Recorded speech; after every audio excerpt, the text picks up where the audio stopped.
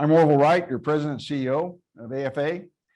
And again, it's an honor to be here in person with all of you. And we're counting, I think, about 600 online, Josh. So you're popular. It's a spectrum. Again, Colonel Koslov is the commander of the 350th Spectrum Warfare Wing, and the first of its kind wing that stood up under Air Combat Command in June of 2021. After the Air Force rightly recognized that its electronic warfare skills had atrophied in the decades of counterinsurgency operations. With the shift, as we all know, to great power competition and China as a pacing threat, the electromagnetic spectrum is more important than ever to successful joint warfighting operations. Essential, in fact, to any sort of future fight that we would visualize, because the joint warfighters, the joint force, relies increasingly on the electromagnetic spectrum to fight and bring integrated lethal and non-lethal capabilities to the enemy. The 350th is tasked with making sure the U.S. and its allies maintain a competitive advantage over adversaries in the EM spectrum. Josh Mule, as the wing's second commander, previously led the 609th Air Operations Center at Al-Udeid, Qatar, where his team managed the largest non-combat evacuation in history. And a war story around that, if we have time, would be interesting for sure. Josh is a senior navigator with more than 1,000 flight hours, including 217 combat hours, including time in the EC-130 Compass Call. Josh also has commanded in combat 3 different times, from the squadron to the group level. He's a distinguished graduate of the Air Force Weapons School and has held several staff positions, including as Chief of Strategy, Plans, and Competition for Pacific Air Forces, and is also a former legislative fellow on the Hill. It's a privilege to be here with you today, Josh. And so no one wants to listen to me anymore, so over to you. Well, thank you, sir. It's a pleasure to be here with you today as well. And to AFA, thank you for what you do for everyone and their families.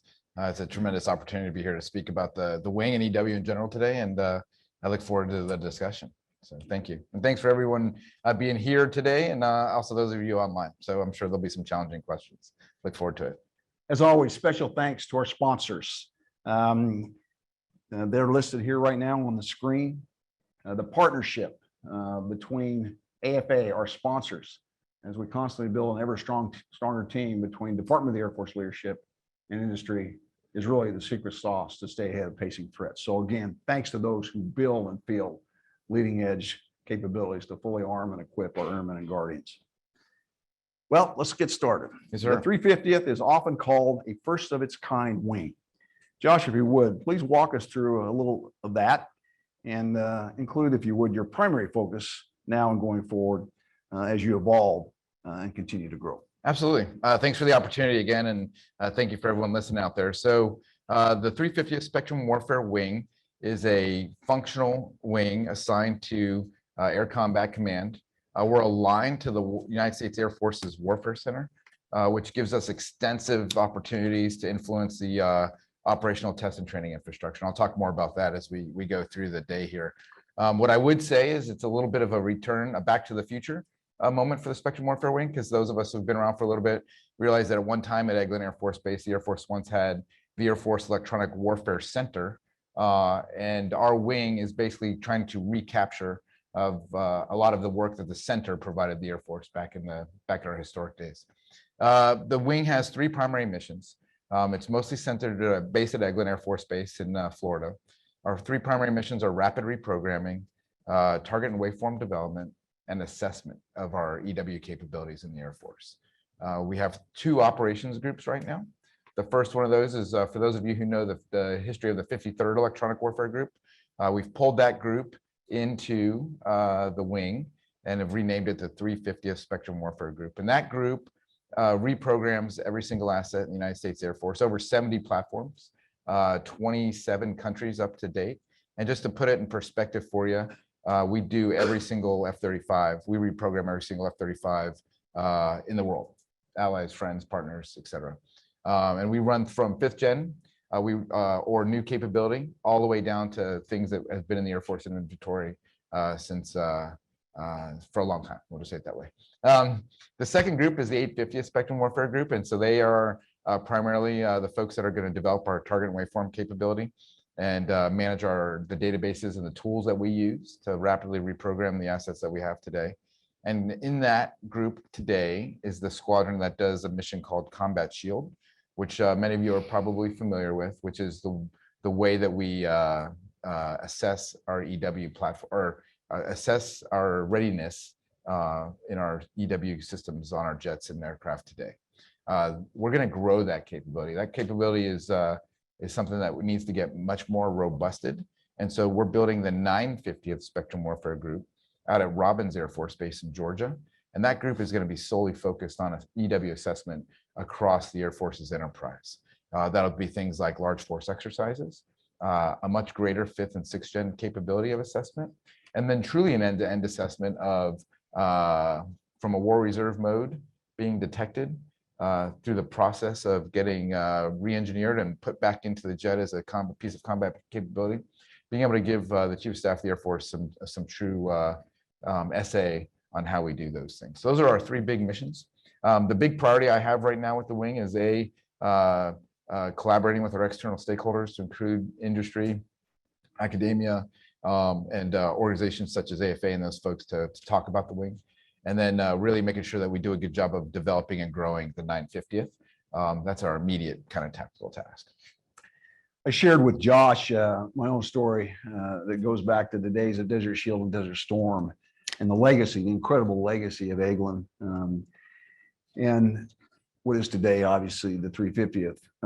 When the Eglin team showed up in Gutter, December of '90, and made sure all our ALQ-131 pods worked. Surprised, they didn't. They weren't going to work in combat. The opening days of Desert Storm, the team that is your legacy made sure that our pods, our jamming pods, our radar warning receivers were absolutely leading edge. And again, many of us are alive today because of the legacy of your incredible team. So if you could talk just a bit about how you're deployed in the fight, certainly Combat Shield, but there's a very rapid update loop such that you keep all the databases, all the broadly defined SIGINT databases constantly up to speed. And while you're in Eglin, you really are around the world and deployed constantly in the fight. So absolutely. Yeah, that's awesome. Yeah, yes, sir. I appreciate it. And just real quick, with me today is Tech Sergeant Ryan Benedict, who is our 350th Spectrum Warfare Wing NCO of the Year. And he actually executed the Combat Shield mission. And so if you guys do have questions about that, Ryan's here to answer those because he's smarter than I am. And to the guys back home in the pod shop who are listening, we're still working on those pods, sir. So maybe we could talk about it later. Yeah, so the specific question about rapid reprogramming. So the way I talk about that, sir, is let's put ourselves in Night 1 in Taiwan, in the Straits of Taiwan, and there's a 4-ship of F-35s. They're leading a strike train of for bombers. They're going to launch some standoff weapons because we have to kill boats in the strait. The data that the F-35s are running with inside their jet is awesome. It's the best that the 350th Spectrum Warfare Wing could produce that day. But the enemy gets a vote, and so they're going to transition to some mode that we haven't seen before. And they're going to be successful in engaging and destroying an element of that 4-ship. As that pilot perishes and leaves the Earth, that new war reserve mode should and will transition itself into the ABMS electromagnetic battle management environment. I'll talk a little bit about more of those in a second. And get to our engineers at Eglin, who will very quickly be able to parse that new piece of information and optimize the mission data file running inside the F-35, but not just the F-35. So this is the challenge and the mission of the Spectrum Warfare Wing. Today, all of those 70 systems that I've talked about, as EW is atrophied, really what the problem has been is that we've stovepiped and channelized based on platforms. And so the ability to move information and data across platforms has become almost impossible, right? And so what we're trying to break down is a industrial production-based timeline and create a modern timeline by which we can take data from the F-35, reprogram that into F-35s, but also put it into every other jet that's going to be penetrating those WESs and MESs as we go forward into the fight. And we have to do that on the timelines prescribed by General Wilsbach and the PACAF fight. And we're working really hard to meet that objective today for all of our systems. Some of them will be a little bit easier than others. Does that answer the question, sir? That's perfect. Yeah. I build on that a bit. You all come across to me with a joint warfighting mindset, a warfighter's mindset, that every threat's a target. Yes, sir. And could you talk a bit at the unclassified level on how you look at today's modern integrated air defense systems, whether it's a Russian IADS or a Chinese IADS? Because I know you look at it in total, again, as a target set. That's right.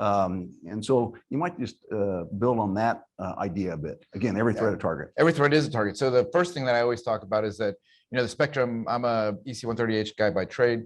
The spectrum is inherently coalition and it's inherently joint, right? So right now, this organization in the Air Force, we're out in front of our peers in the joint world, but the joint world is working to catch up. But we've, you know, it's going to be a joint fight, a coalition fight.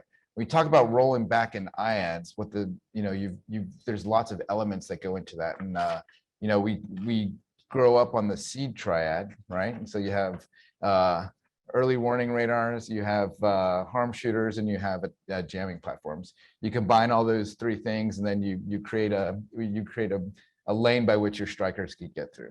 It's still there. That those basic premises of suppression of enemy air defenses is still what we're trying to do today. It's just more modern. The adversary is going to be more agile. They're going to move faster. And so we need the systems and the communications capability and the airmen and joint warfighters who can understand what the JFC or the CFAX objectives are that day and make decisions in order to support the actions that we're trying to achieve to meet those objectives. So the example I use at the unclass level often is a SAG, a Surface Action Group in the PLA in China. And if we go fight a SAG, it's going to take a number of joint Navy and Air Force assets. And on that SAG, there's probably, you know, 5 to 7 boats, but there's probably 45 EW targets that we need to be able to cover down on and either exploit, take away, deceive, defeat at a time and place of our choosing based on what the mission commander is asking us to do when she calls hike at the line of scrimmage. And so what I would offer is that we've allowed ourselves in the Air Force in many ways to be focused solely on the kinetic aspect of killing targets, but there's a lot of ways to neutralize a target, and the spectrum provides one of those. And then with the budgets that we have today, if we can use less weapons or less assets and tell the CFAC or the JFC it costs X to kill a SAG with good EA, good EW, we as a nation are using our resources a little bit better. Perfect. Josh also mentioned that one of his best friends that he grew up with, including weapons school, shared background, was one of our previous guests, Brigadier General Putman, who's the new Space Cent commander. So there's always, every day, a teamed effort, if you will, one team, one fight, to quote Secretary Kendall, air and space. So how's your wing day-to-day engage with your Guardian counterparts? Really good question. So we're not doing it well enough right now. All right. So I think that there's a huge portion of space that basically is electronic warfare support and electronic attack. And we've got to get better at linking what we're doing in the 350th Spectrum Warfare Wing and what's going on in the deltas out there. So we've got to get better at that, because as we develop combat capability in our wing, as an example, if one of my engineers develops the best CSA-9 waveform, I've got to be able to put that across our platforms in the joint coalition world to include the Space Forces. And I've got to definitely get better at that. I don't touch any space assets right now. Professionally, we do have a lot of good relationships with the Space Force, though.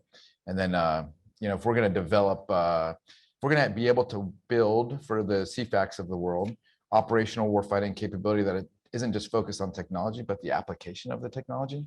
You have to have a Guardian next to an airman when you're talking about parsing out those targets that we talked about with the SAG. Yeah. Well, as General Brown has shared, and Josh made the point too, over time, our kinetic and I'd offer our non-kinetic capabilities across our Air Force have atrophied a bit in an environment where we had air superiority every day for 20 years across the Middle East. Not true anymore. Air superiority can never be assumed.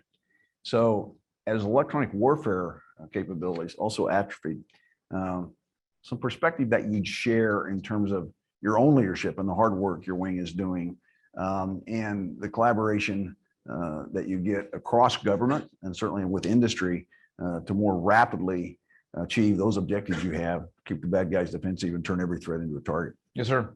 Yeah, so really, really good question. Thank you for that one. How I'll start off with that is that I view it as a readiness challenge, right? I put on my warfighter hat and how do I make the force ready to execute combat operations? And so being aligned to the Warfare Center and having the touch points across the 57th Wing, which is your weapons school and your red flag exercises, and then the test center and the folks that are out at Nellis Air Force Base, and the pacing campaign plan challenge, that China-based pacing campaign plan that we're executing in the Warfare Center allows me the freedom and the maneuverability and the ability to really increase the Air Force's overall readiness on EW and spectrum operations. And so that is the first thing, just the ability to go to a red flag. Recently, we went to a red flag, and we had our own DLO where we had some, we rapidly reprogrammed. So very quickly, we had threats that were out of phase. Blue guys died because of that. We combat shielded their systems. Their system said, yep, the stuff's loaded correctly. We tested our engineers in order to reprogram at a rate that would have supported the tempo at the red flag in order for their next sortie. And we learned a lot of lessons. And we did that at an analog level with legacy assets that probably, aren't the folks that are going to be there night one, but we're ingraining a mindset that, this is a data-centric capability. And that when I get killed on the range, I need to ask, was my data good, right? And so that's a really important piece right there. And so, that alignment within the Warfare Center to attack the readiness problem in the Air Force is huge. And that allows us the ability and the credibility to work across with our industry partners and our academia partners, and who are critical to the success of this. So I talk often, some of you in this room are people that I've talked to industry folks. I need to, because the Air Force does need capability that can attack our EW gaps, right? And so the 5 things I need in order to realize our vision very quickly they were on the slide up there, but I'll say them again. Crowdsource flight data. So what that is that's the ability to prioritize the assets of data, EW data, targeting data, put it into one data architecture that I can then share across multiple platforms. I'm giving you a little bit of a Pollyanna version of that because there's a lot of SAP classification problems, multi-level security problems. There's a lot of data transmission problems. There's widgets that have to be purchased and bought for each of those things. What I would say, it's not just a spectrum warfare wing problem, but it's also a test problem. And so the test community wants to use that same data to test. The ways and means of the way we would use the data are the same. The end states are just different. I'm generating combat capability. It's squirted into jets, and they're developing new test DLOs, right? Data architecture is very important to that. The next thing I need is EMBM, Electromagnetic Battle Management. I know General Cropsey is one of your next folks that's coming. EMBM is not different than ABMS. It's part of ABMS, but it's the way we move EW data across platforms in the fight in order to meet the JFC's objective, right? And it's the network by which we'll be able to get the information we need to rapidly reprogram and transmit new wave files.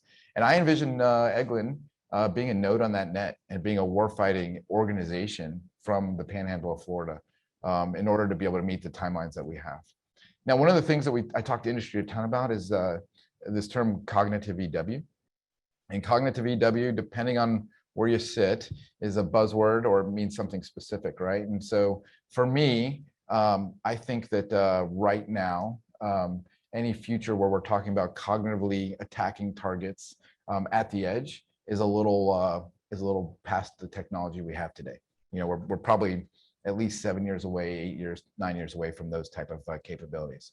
But what we could do is, we get all that data that I talked about in one place, is develop the AI algorithms by which we could process all of that data faster in order to really hone in on the capabilities that we have to develop, the new threats, the new war reserve modes, if you will.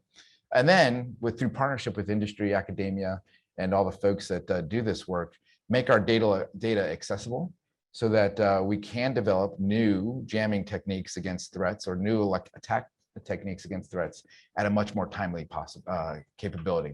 And then finally is just being able to assess all that. You know, today, for me to assess anything is a very limited capability. And that's really the promise of that group that we're building up there at the Air Force. So when you talk about readiness, that's a big, long readiness discussion with a partnership piece in the middle of it. And we start talking about readiness, you have to be able to assess something to say you're ready. And I've got to get better at that for the United States Air Force. Does that answer the question, sir? Or, You bet. yeah. I would just build on that. Clearly, my earlier point, you're working hard. Yes, sir. With the resources you have available. My guess is, and you've got a great deal of Indo-PACOM experience, that the demands for everything you bring to the joint fight continue to increase. So obviously in Indo-PACOM, Admiral Aquilino in his big exercises, just the exercises, and then going to Europe, General Hecker, and certainly the Middle East and General Grinkowicz, you're popular. Yes, sir. Yeah. And could you talk a little bit about that demand, and do you have what you need in resources and people to meet the joint warfighting demands? And then if you could, there's a lot of discussion among us about the joint warfighting concept, and obviously classified, but joint warfighting is certainly a mantra for all of us in industry, the Air and Space Forces Association. How do we support the joint fight? Yeah, yes, sir. That's really good. So as like any commander or leader at all levels, the requirement to resources disconnect and managing that risk is where I spend most of my time. So the short answer to your question is I don't have enough people. I don't have the right facilities, and we're working with the Air Force and ACC to get there. Just to put that in an order of magnitude is like today, I have over 200 military vacancies and over 200 civilian vacancies in the wing today, and we're going to continue to grow. It's actually good that I have all those vacancies because I only have about 50 more seats to give in the facilities that I have today. So that's a challenge as we're a growing organization. Just building an organization is really hard, and but we have a team that's really positive about the effort there, right? And so we know that we're not FOC, fully operationally capable. We're working with a Air Combat Command, and I think we'll call ourselves fully operationally capable after the stand-up of the 950th. When we have that third ops group to guide on, hand it over, and we're ready to go there. I worry that sustaining the wing is going to become hard from a personnel perspective as we divest platforms. Well, first off, we build electronic warfare officers based on platforms, right? And that's not the best way to do that. As we divest platforms or divest crew members off of platforms, your pool of electronic warfare officers gets a lot smaller, right?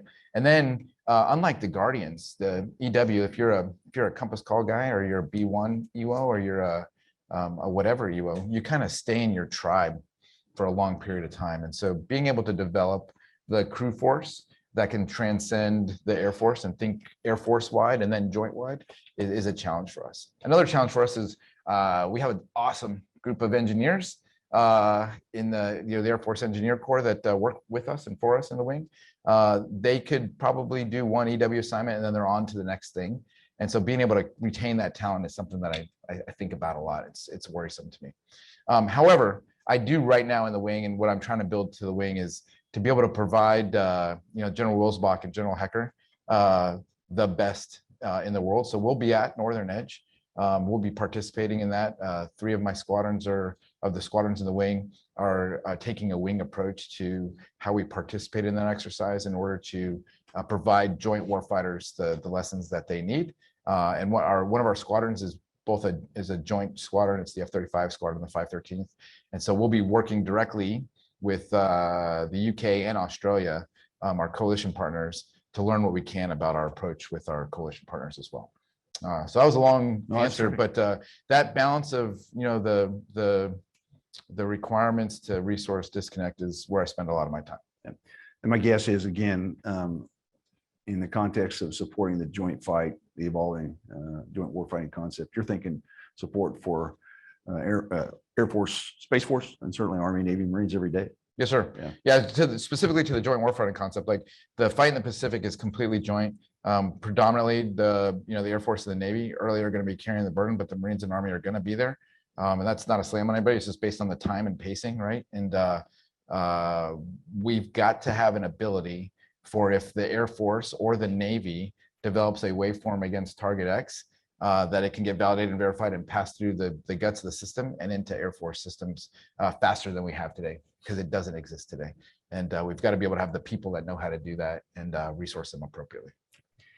Well, in terms of the growing demand for everything the Department of the Air Force brings to the joint fight, Secretary Kendall has masterfully, I think, put together his operational imperatives that resonate certainly across the Pentagon, OSD, and on the Hill with Congress.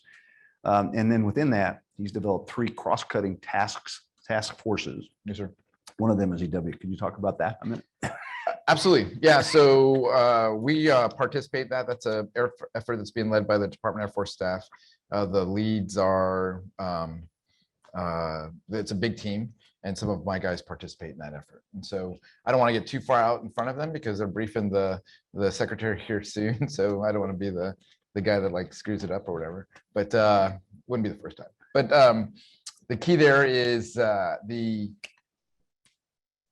my vision for the wing and where we're going is aligned to what the COET is trying to build. Sure. Right. And so the tension is the tension with electronic warfare always is the buying of a widget versus the foundation of the capability and the resourcing. Right. And so I think that's the challenge with the COET is that as we've built the wing and we continue to realize how many foundational aspects need attention, there's a tension between what capabilities are we buying that are specific against our threat, which is the purpose of the OIs, which is a purpose of the OIs, versus like building the long-term capability to sustain and maintain the spectrum capabilities. Phenomenal effort. Great folks are leading it, and it's going to provide some significant support and change to the spectrum warfare. Well, we're big fans, obviously, also of AFMC and the leadership and General Duke Richardson. So your collaboration, your partnership with AFMC, such an industry understands what you need and you can get from development to acquisition to fielding as soon as possible? That's a really good question, sir. It comes up a lot, right? And so specifically with the spectrum, and I think that 2 things. First thing is I think we have to get a lot better. And we just have to figure what that is. And if those are joint organizations that are, Spectrum Warfare Wing and other folks, awesome. If that's an acquisition organization within my wing, also awesome. We've got to find out what the right thing is and start moving on that part of it, right? We collaborate very heavily with all of the research labs that the Air Force works with. What we don't do very well is identify what is the thing that we're going to buy, and then build a plan to sustain and maintain it within the wing. And so that's the thing that we have to be able to do. If you give me, I view waveforms the same way I would view a Viper, sir, is if you give me a waveform, I need the team that can modify the waveform as time and changes occur. Sure. I need to be able to store it in the right way. And that's the challenge with that. AFMC, what I'll say is that our wing's heritage comes out of the 53rd Wing, which is the Air Force's operational test wing. And so while we are not a test organization, test is very much in our blood and will always be in our blood. We validate and verify all of the capability we develop. And we have these giant labs in our wing. And so we'll always have some form of test on our mind. And test, as you know, is closely related to the acquisition community. And that triad is going to continue to work. And Colonel Bradley, who's the 53rd Wing Commander, he's at Eglin also. Him and I are working several initiatives together to mutually support our missions. Well, outstanding. We're going to move to the audience here shortly. So start thinking about your questions, and we'll be passing around the microphone. As we transition, though, Josh, you are very much a digital native compared to my generation. Sure. You get cyber more so than certainly previous generations. And as you build on the legacy of your wing, how are you thinking about all things cyber operations? So computer network operations broadly defined, exploitation, attack, defense within what you're doing every day within your wing's mission. Awesome. Yeah. So I stand apart from the herd a little bit on this one. So I'm looking forward to some engagement on this, but cyber is a domain based off the Department of Defense. The spectrum is not. And I fall on the other side of that, but I'm not going to revisit old grounds. But I do want to say that EW and cyber are different. Both the physics of the two things are completely different, but the way you develop the people who fly, fight, and win and maneuver in those battle spaces is also completely different. And while there is definitive interactions, there is some differences that are really important that we have to address.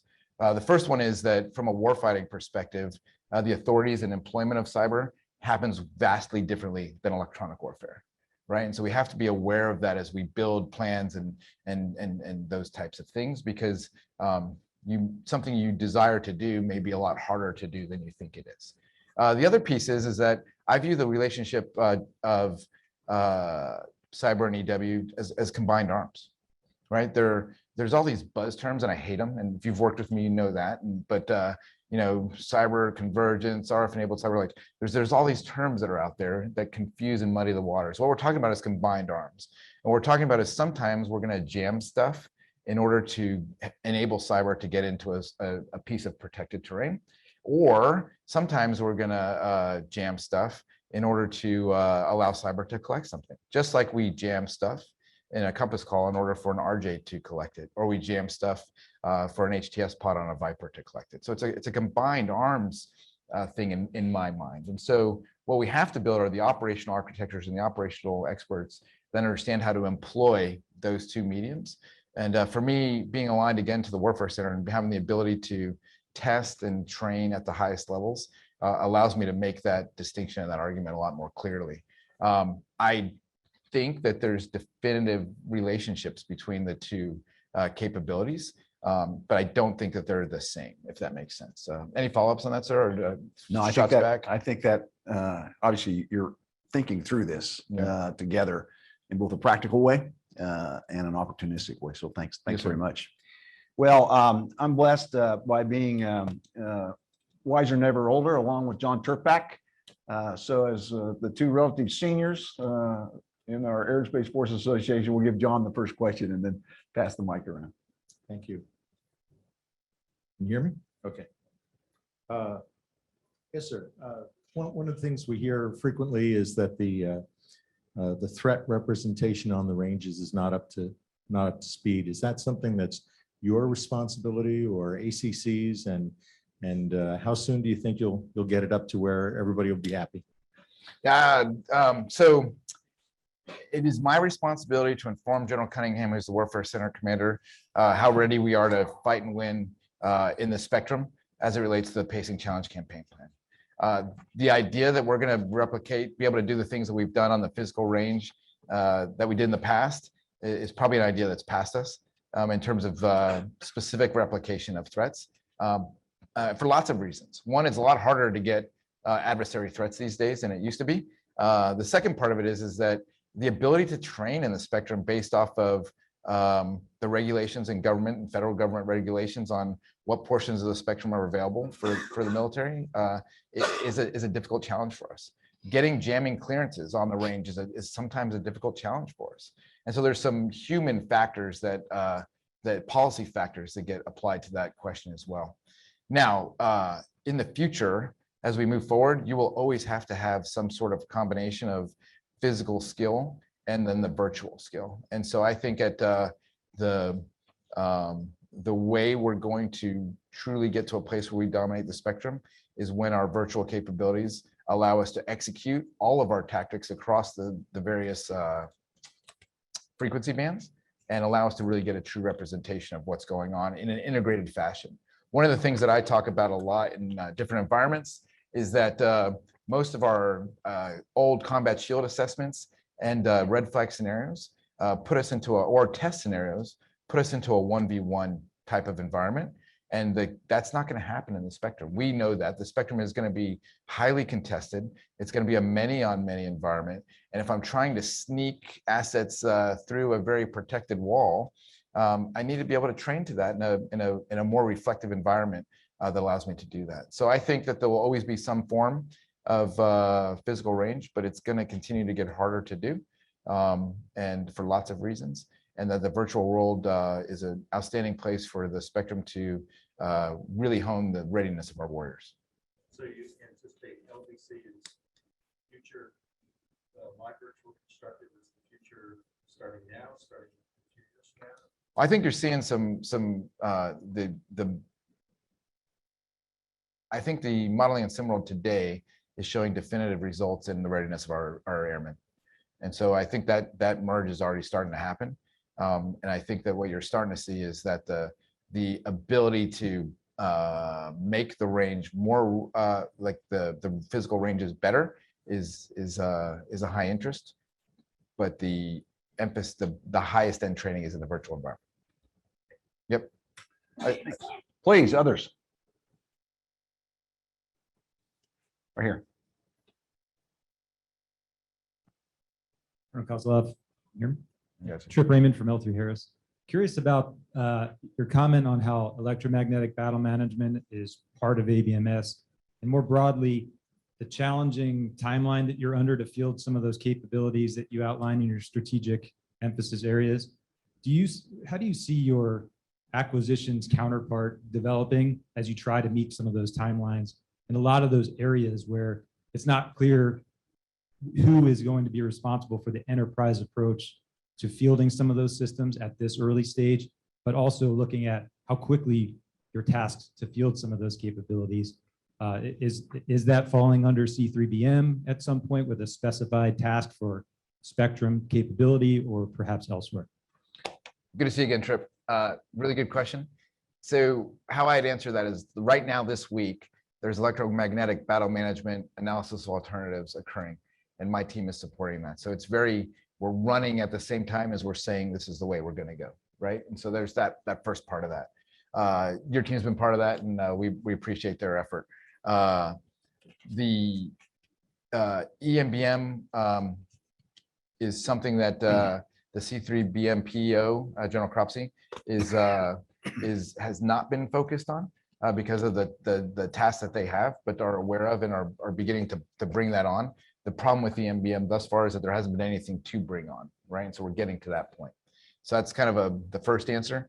I think the second answer is that the single biggest need, it kind of goes back to what I started with, sir, with the Air Force used to have Electronic Warfare Center, is that a challenge across the EMSO enterprise, Electromagnetic Spectrum Operations Enterprise, is that there's not one PEO, dad, mom for EW requirements. And so even in my wing, those 70 plus systems that I reprogram, each one of them have a different SPO and a different set of requirements. And that makes that crowdsourced flight data solution that I talked about that much harder to execute, because I've got to navigate across all that terrain. It's not impossible, but it makes it more difficult. And then when you add in the complication of classification and organizations that can go fast acquisition and organizations that can't, it further complicates it. So Trip, to your specific question, I don't know who's going to own that requirement, but the single biggest thing I need to have in order to be successful is someone that understands and knows all of the requirements, right? And so ACC is working EMBM. They are being funded by Air Force staff 826L to work that out right now. But in order to make that a real thing, there's some more work that's going to happen. Great. Amy, did you have an online question? A question earlier, you had mentioned artificial intelligence, and the question was, who's teaching that? Is that happening in your wing? Is that happening elsewhere in the Air Force? You know, as you start to incorporate this more and more into operations, how are you addressing that specific piece? We're not teaching it. I understand the question, I think, is what they like, maybe inferring on their question is like, how are the people that we have learning how to develop algorithms and make their job easier, is how I'll phrase that. And what I'll tell you is that my airmen are awesome and they YouTube the heck out of things, right? So just recently, we had a piece of homegrown software that we found a vulnerability in. And then we literally, YouTubed how to fix that and did that on our own. And so we're making it happen, right? And so that's kind of a basic level answer, but at the maximum, we're trying to develop folks that understand modern software development and those type of things within the wing. We have some expertise in that. We have a flight that works on these things for us. And so we're growing that capability. It's just very small, right? And so when I talk about AI/ML, what I'm talking about today is the ability to take the wall of ones and zeros off of an F-35 sortie or a B-2 sortie or a F-22 sortie, and to be able to quickly say, this is the change I have to make, and then maybe get to a place where the, you know, based on, you know, the files in the, based on the way we parse out the data, I can make the change automatically. You know, I'm not there yet, but that's kind of where we need to get to. Does that make sense? Hopefully. Internet person. Over here, please. Afternoon, Colonel. Mark Ernie from Microsoft. I'd like to go back to the modeling simulation conversation. What would you say your top 2 challenges are in executing modeling simulation in the context of great power competition and executing at theater scale? Really good question. I can only list 2. Is that? So I think in the spectrum, honestly, right, it's the complexity of the interplay of the variables, right? And so for me to give you really good blue data on, say, F-35, which takes now your system to the SAPSAR level, probably, right? And then get really good data on red, and then be able to fly blue against red while adding in some jamming. And then you got to do all the J to S, the jam to signal ratio stuff that goes on with jamming. And then I throw in some decoys, and then now I've got to throw in how does the red radar react to the decoys. And so that many on many complexity of all the variables is one of the main things, right? We have a 1v1 mindset, like we can model 1v1 probably anything, I would bet you. We're pretty good at it. But that complexity of the many on many scenario is really the first part. And then the second part is like, how do you ingest all that data? Like, where does all that red, blue, white, green data go in order to make that simulation operate out the way you want it to is a really big challenge, right? And then, so I guess like if you drew the sum line on those 2 things that I just blabbered about, it would be dollar signs, right? Because we've invented lots of really cool things. America can do that, but it costs money. Other questions, please.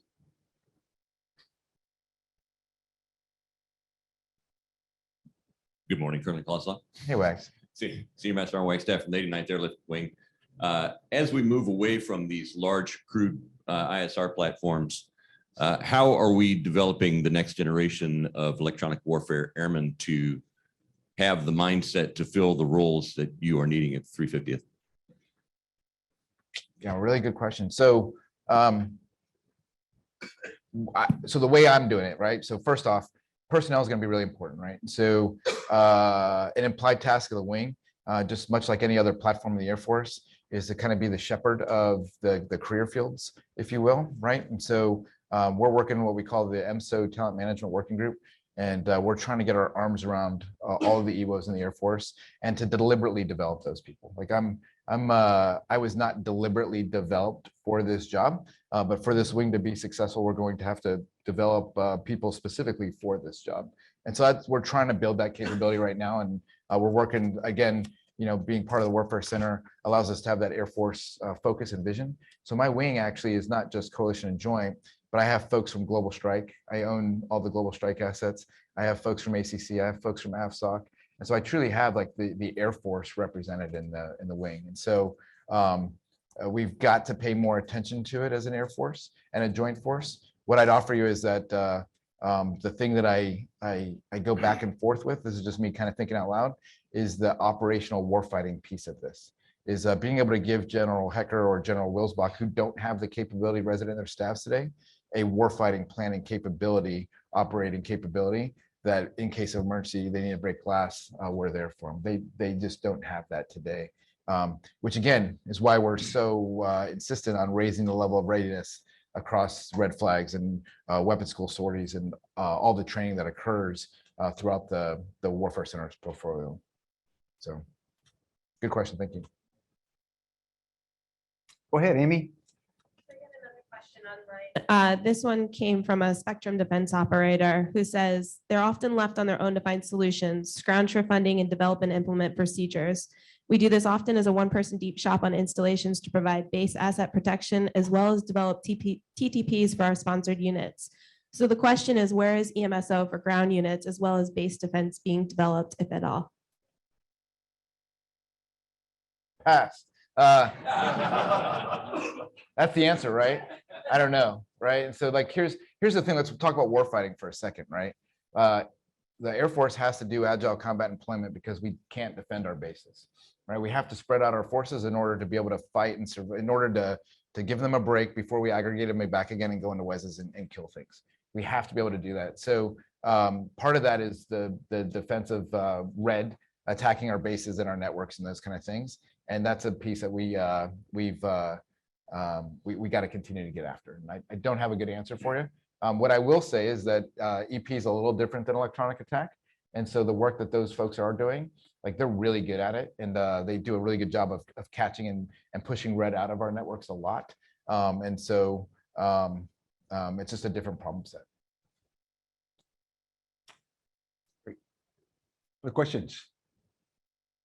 Amy, one more. A lot flowing in online.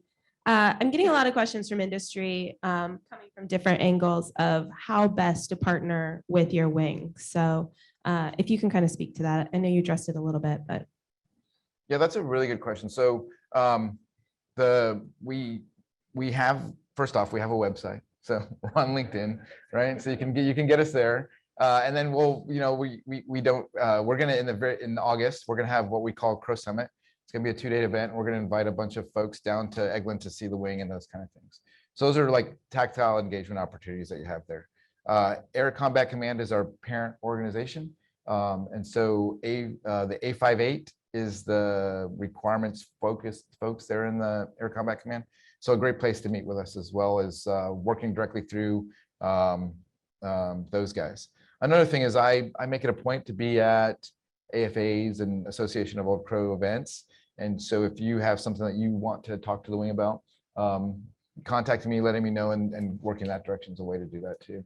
I think that you know, a challenge, this is my, I use this analogy a lot, is you know, we've all seen the person that has the $100,000 truck. It's got the rims, tinted windows, it's got the stickers, it's got all the stuff, and then they park it in front of like an apartment, right, with no garage and those kind of things. And so my challenge with the industry folks is the bright and shiny versus the things that get after my big needs, right? And I've got to rapidly reprogram. I've got to develop targets and waveforms, and I've got to assess. In order to do that, I need crowdsourced flight data, data architecture, EMBM, cognitive EW capabilities, and assessment tools. Like those are the things I need. And so I focus and prioritize based off of that, right? So, and then I got to be able to train to all that, which is the virtual environment. So does that make sense out there? Question person? Well, and I would just say my own industry experience, that's exactly as we all go through our education with industry over time, that's exactly what industry needs, a list of 5. Yeah. Just make it simple and then keep saying it over and over with some level of consistency. What industry needs, really what Congress needs, is predictability in Department of the Air Force requirements that then lead to industry more targeted, more effective investment, certainly on the IRAD front. Do you have any good IRAD ideas? So those 5 are the big ones, right? And so I think the challenge ahead of us is multi-level security, data architecture, storage, manipulation, and movement is really a challenge for us, right? So data coming off of highly classified aircraft, being able to be mixed in with data coming off of lower end classified data or aircraft, and then systems, and then being able to be used across our wing. We have to be able to do that. And then in that, I need to be able to prioritize, you know, whose data is better and what systems are more important than others, right? And so, you know, in the old days, we'd say EW is important, but the height finder is the guy, right? And so we've got to be able to say like an EW radar, excuse me. We've got to be able to prioritize what threats, you know, are the most pressing to the warfighter. One more question building on that then, your collaboration across the intelligence community, the IC community, as you have good friends in space and you went through certainly weapons school with some 14Ns that are still good friends. So at both the Department of the Air Force level and interagency and beyond, IC collaboration, which is obviously very central to your wing mission. 100%. Everything we do today starts off with a really firm, good understanding of the IC databases that exist today, right? And so we have really good partners with NASIC, with MISIC, NSA. Like we're connected to all the right folks. The one growth area I think for Intel, and I would be interested in what the Space Force says about it too, is Intel support to electronic warfare. Right? There's what are the things that make something a target? What are the not just the collection of the parametrics, but what are the nuances of those parametrics in order for me to develop targeting capability? We're working on that internal to our wing. We currently don't have an Intel specific unit. We have Intel spread across the wing. I think we're looking to move to an Intel specific unit that allows us to do our job. And then that crowdsourced flight data that I talked about is basically that's Title 10 data. It's operations data. We're not trying to break away from the Intel folks at all. That data is something we want to give to Intel professionals also for them to be able to use and manipulate and help us to kill faster, right? At the bottom line at the end of the day. And so it's a very strong relationship. We liaise frequently with our counterparts when our platforms find interesting things that are on the Title 10 side that don't necessarily make it through their priorities. We work together to resolve ambiguities and those type of things.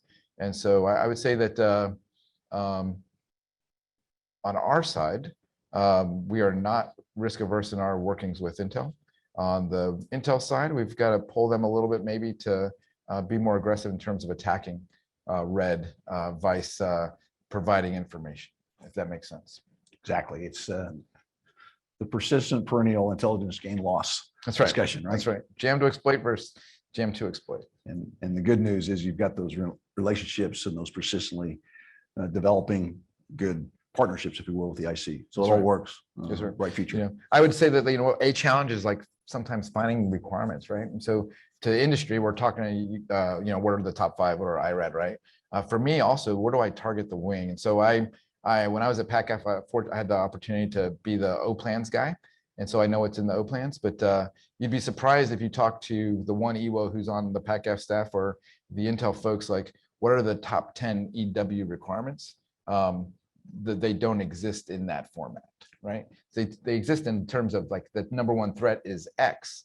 Okay, but when we break down that threat, what are the things that from a spectrum perspective we can get after? That's the next level of work that we have to find the agencies of the team and grow the people that are able to do that for us. Terrific. We have time for one more question, then I'd like to give Josh the opportunity for a bit of a wrap up, please. Or Amy online. Sure. Get your microphone real quick. Hey, Gary Durst with Deloitte. So the crowdsourced flight data, all that stuff that you want to grab Title 10, all of the stuff that NASIC's developed on the IC databases. Order of operations wise, where are you in the data architecture, data dictionary kind of work right now? So when I answer this question, what I talk about is the F-35. And what I'll tell you is that if I could solve the F-35, I could pretty much solve this whole problem. And here's why I say it that way. I'm pretty sure that's not 100% true. But the F-35 is a coalition platform. It's a joint platform. And it's an acknowledged SAP'd up platform, right?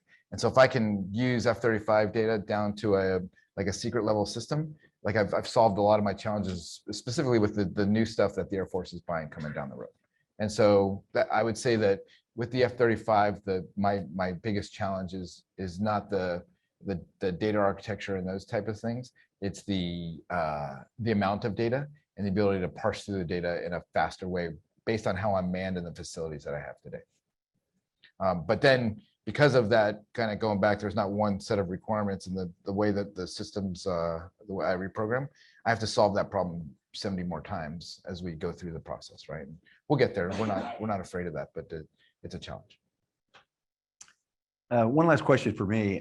As you operate day to day across, and certainly your perspective as a career electronic warfare officer, I would offer never more important for our national security and certainly to our Department of the Air Force mission.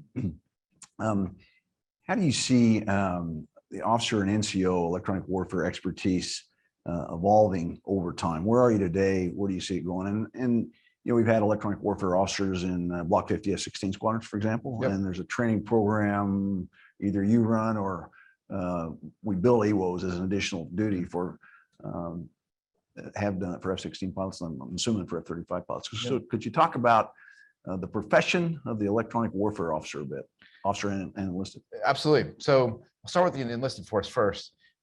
It's under duress, right? Because if we divest key pods, those career fields will go with them, right? And so the guys in my wing that work on the pod shop, they're awesome. They're really, really smart. And there's not an EW technician career field. They're tied to platforms and things.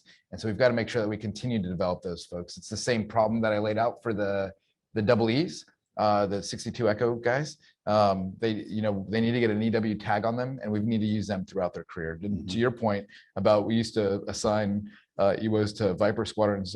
We used to assign engineers and EWOs to U2s and B2s and those kind of things. And we have to be able to develop that process, deliberately develop them to continue their career to be squadron commanders and wing commanders and go from there. On the rated side, it's a challenge. It's going to be a little bit of a challenge, but the good news is I don't actually run the electronic warfare course at Nellis, but we're revamping that and making it bigger and more important as part of General Cunningham's Pacing Campaign Challenge. We're briefing more EMSO into red flags and those type of events. So the people that are going to those events are much more clued in and much more ready in the spectrum than they were 2.5, 3 years ago. And so we're making incremental gains there. I think that, we'll have to think carefully as a force on how we develop this functional capability for the joint force in the future. Kind of going back to my first sentence, we're a functional wing inside Air Combat Command. And so I draw my expertise from multiple career fields. And so in order to sustain that, it's going to take some careful gardening. That's how I'd answer you, sir. Well, there's no doubt in my mind, and I'll give you a minute to wrap up here. You have the closing comments, but just listening to you, Josh, you have essentially the syllabus for the development of the electronic warfare expertise, professionals that we've got to have, and the need is there. Clearly, the need is growing. So I think I've listened to your syllabus to build the future, Josh Koslov's and your listed partners. Well, thank you for your leadership, but please close us out. Thanks, sir. I really appreciate those are kind words. I thank you everyone for being here today and those of you out there online. Hey, the one thing I'll end on is what I always talk to my wing about. So in our wing, we wear a tab that says 2027 to impress upon us how close the threat is, right? And so in a lot of ways, we gave our pacing challenges a big head start. We gave them a bigger one in the spectrum, right? And so we're behind. And so it's going to take an everyone approach to really realize the full vision of what the 350th Spectrum Warfare Wing can be. But we're doing amazing things right now, today. And so I'm just really proud of those airmen and our civilian airmen and like our contracting team and the folks that we work with in industry to make it go. We're making it go. And so thank you for being here today. And thank you to all those guys and gals. But keep 2027 on the forefront. The thing that's going to make us win or lose is how we integrate these things into the fight and how we develop people that can talk to joint force commanders and combined force commanders, air component commanders. That's a beer. In order to integrate these capabilities into the warfighting regime. It's not enough to buy a capability. You have to know how to employ that capability with the rest of the joint force in order to achieve the joint force commanders' objectives. And we can do that today in the spectrum. And that should be our objective every single time we step to fly or step to OM to do our job. Thank you very much. It's a pleasure and honor to be here. Thank you very much, sir. I appreciate it. Well,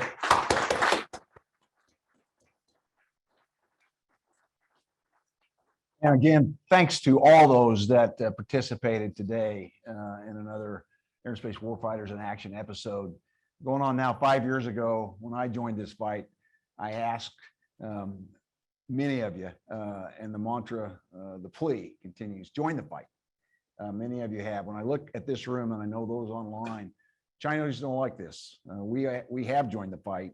We are doing more and knowing many of you than you would give yourself credit for. You're pretty humble warfighters that never took down your right hand. So thank you for what you're doing every day to help defend this nation and help AFA accomplish our mission. to support airmen and guardians and their families, and certainly effectively advocate for dominant air and space forces. Thanks very much.